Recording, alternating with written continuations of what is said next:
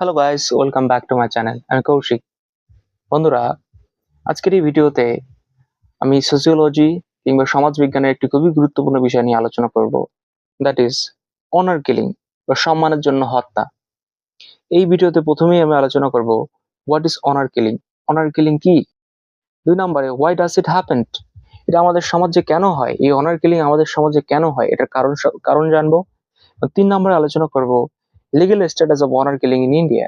আমাদের যে ভারতের যে আইন ব্যবস্থা, সেটা আইন ব্যবস্থা কি বলে এই অনার কিলিং সম্পর্কে, সেটা সম্বন্ধে জানবো। আর impact on society, honour killing বা সম্মানের জন্য হত্যা আমাদের সমাজকে কিভাবে প্রভাবিত করে সেটা জানবো। এন্ড সবশেষে আমরা জানবো এটা একটি কনক্লুশন বা এটা একটি সমাধান সম্পর্কে। তো বন্ধুরা, প্রথমেই আমরা আলোচনা করি what is honour killing. Honour killing কি? তো honor killing is the murder of a person, usually by family members, who is believed to have brought shame or dishonor to the family or community.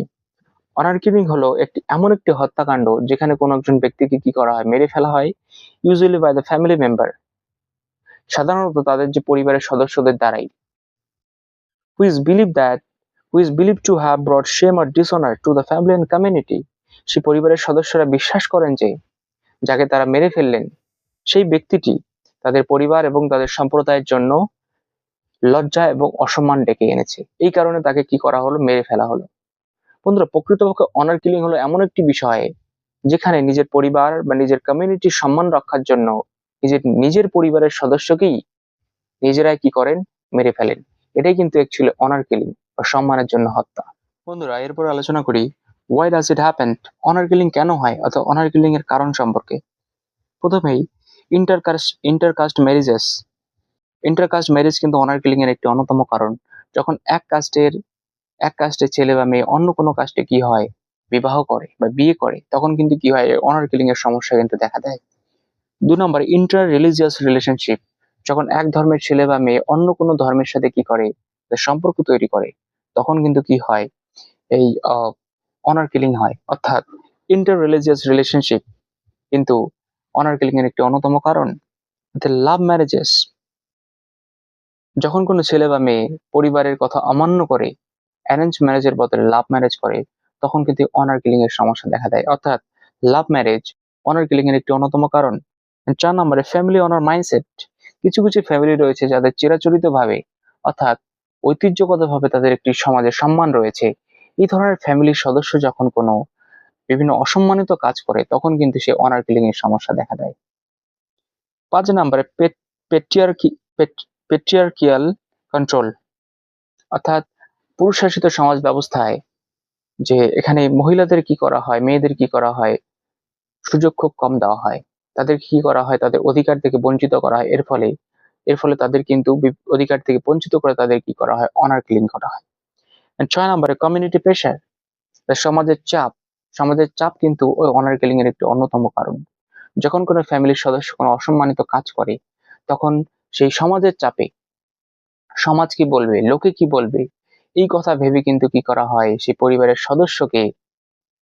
পরিবারের সদস্যরাই কি করে, মেরে ফেলে, honour killing করে। 7 নম্বরে ignoring traditional rules. কিছু কিছু community বা সমাজের কি রয়েছে, সম্প্রদায়ের কি রয়েছে, ট্রেডিশনাল রুলস, ঐতিহ্যগত কি রয়েছে, একটা নিয়ম রয়েছে। সেই নিয়ম যখন কোনো ব্যক্তি ভঙ্গ করে, তখন কি করা হয়, সেই ব্যক্তি কি করা, অনার কিলিং করা হয়। সো বন্ধুরা, আমাদের ভারতীয় মতো ভারতের মতো সমাজ ব্যবস্থায় এগুলি কিন্তু প্রধানত অনার কিলিং বা সম্মানের জন্য হত্যার প্রধান কারণ। বন্ধুরা, এরপর আলোচনা করি legal status of honour killing in India. অর্থাৎ আমাদের ভারতের আইন ব্যবস্থায় অনার কিলিং সম্পর্কে কি বলে, এটা সম্বন্ধে আলোচনা করি। Honour killing is illegal and treated as murder under the Indian penal code. ভারতের ইন্ডিয়ান পিনাল কোডের আন্ডারে বা ভারতীয় ন্যায় সংহিতার আন্ডারে অনার কিলিং হলো একটি ইনলিগাল, ট্রিটেড অ্যাজ মার্ডার। এটা সম্পূর্ণভাবে এটা একটি মার্ডার বা হত্যা। And the Supreme Court says honor killing is pure murder with no justifications, and every adult has right to choose their partners freely. আমাদের সুপ্রিম কোর্ট বলেছেন যে অনার কিলিং হলো একটি সম্পূর্ণভাবে একটা মার্ডার বা হত্যা, উইথ নো জাস্টিফিকেশন, যেখানে কোনো জাস্টিফিকেশন নয়। and every adult has right to choose their partner freely.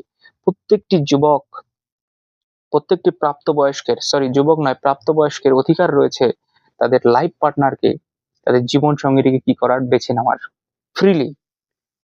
কোনো রকম বাধা এখানে দেওয়া যাবে না।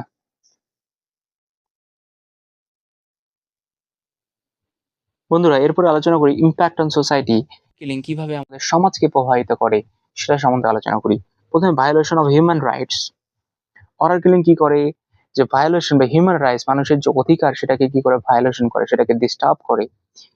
ইট denies the basic rights like the life and freedom of choice. প্রত্যেকটি ব্যক্তির যে ফ্রিডম অফ চয়েস, যে কোনো কিছু চুজ করার যে অধিকার, সেটাকে কি করে, সেটাকে ডিস্টার্ব করে। And then fear and insecurity. এটা কি করে, আমাদের সমাজ ব্যবস্থা একটি ভয়, ইনসিকিউরিটি, একটা অনিরাপত্তা একটা কি করে তৈরি করে। ক্রিয়েটস দ্য ফিয়ার, এটা ভয় তৈরি করে, specially among the women, young people.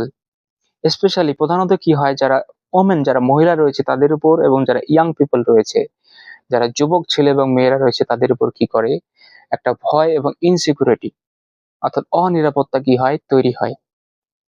Gender inequality, এখানে একটা জেন্ডার ইনইকুয়ালিটি বা জেন্ডার বৈষম্য পেট্রিয়ার্কাল কন্ট্রোল, এটা পুরুষতান্ত্রিক, পুরুষের দিকে কি পুরুষরা এটাকে কন্ট্রোল করে, ওভার দ্য ওম্যান, পুরুষরা কি করে, মহিলার উপর কি করে, কন্ট্রোল করে। Breakdown of rule of law, এখানে কি হয়, যে রুল অফ ল রয়েছে, যে সেই নিয়ম বা নীতি, রুলস যে রয়েছে সেগুলি কি ব্রেকডাউন হয়ে যায়, ধ্বংস হয়ে যায়। Increases the illegal action in the name of tradition, ট্রেডিশনের নামে, ঐতিহ্যের নামে কি করা হয়, ইনলিগাল, বিভিন্ন বেআইনি বিভিন্ন কাজ করা হয় এই সে নামে, অর্থাৎ ট্রেডিশনের নামে, ঐতিহ্যের নামে কি করা হয়, বেআইনি কাজ করা হয় এই অনার কিলিং এর মাধ্যমে। সোশ্যাল ব্যাকওয়ার্ডনেস, এটা কি সোশ্যাল বা সামাজিক একটা ব্যাকওয়ার্ডনেস তৈরি করে, এর ফলে সমাজ কিন্তু পিছিয়ে যায়। Stop the progress toward the equality and the modern values, অর্থাৎ ইকুয়ালিটি, যে সমতা, সমতা কি করে, সমতার দিকে কিন্তু সমাজ এগিয়ে যায় না। অ্যান্ড মডার্ন ভ্যালু, যে বিভিন্ন যে আধুনিক যে ভ্যালু বা বিভিন্ন যে আধুনিক মতামত রয়েছে, চিন্তা ভাবনা রয়েছে, এগুলোকে কিন্তু গ্রহণ করে না।